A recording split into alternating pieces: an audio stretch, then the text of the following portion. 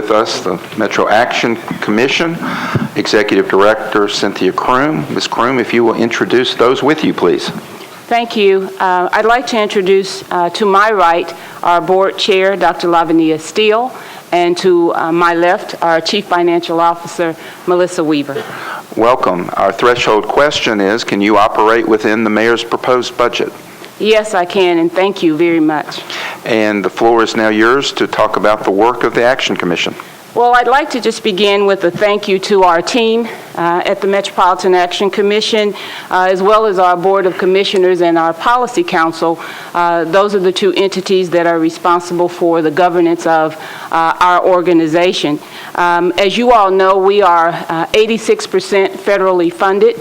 And so a large portion of our dollars clearly come from the federal government, but the dollars that we receive from metropolitan government, which is about $4 million, is a great enhancement to assisting us with covering a number of the costs that the federal government does not provide.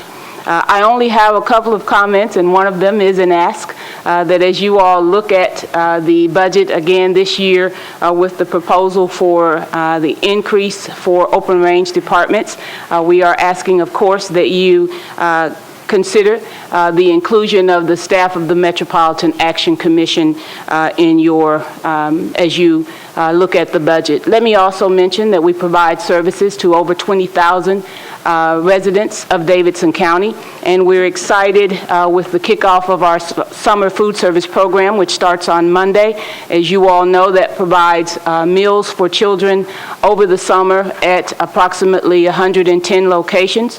We have so far, I think, 103 signed up. We can take about 7 more, so if you know of a location that needs food service for children over the summer, please do not hesitate to contact our office. That's all I have at this time, and I look forward to your questions.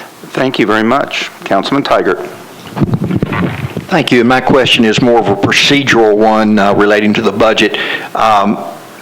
You get X number of dollars for programs like heating and cooling assistance.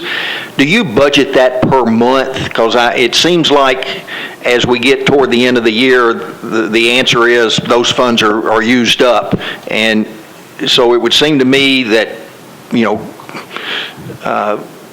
doing some kind of monthly budgeting other than, I know when people need help, they need help then type thing, but it's really tough to tell folks if you'd have had this problem in December, we'd have had money for you, but now it's April, May, June, we don't have money for you.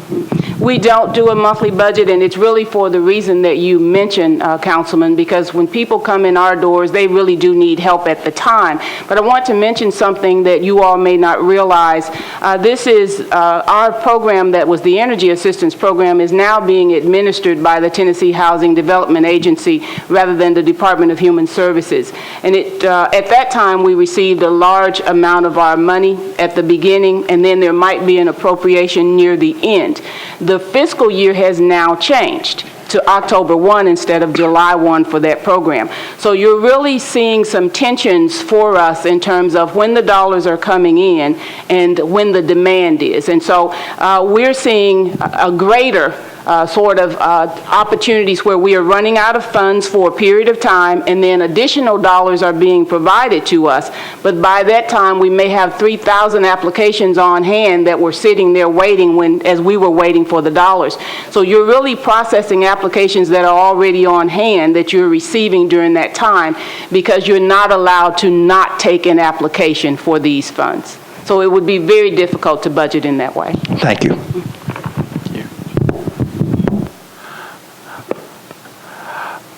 Ms. Kroom, thank you very much. We appreciate your presentation and look forward to continuing to work with you. Well, thank you, and thank you all for the opportunity.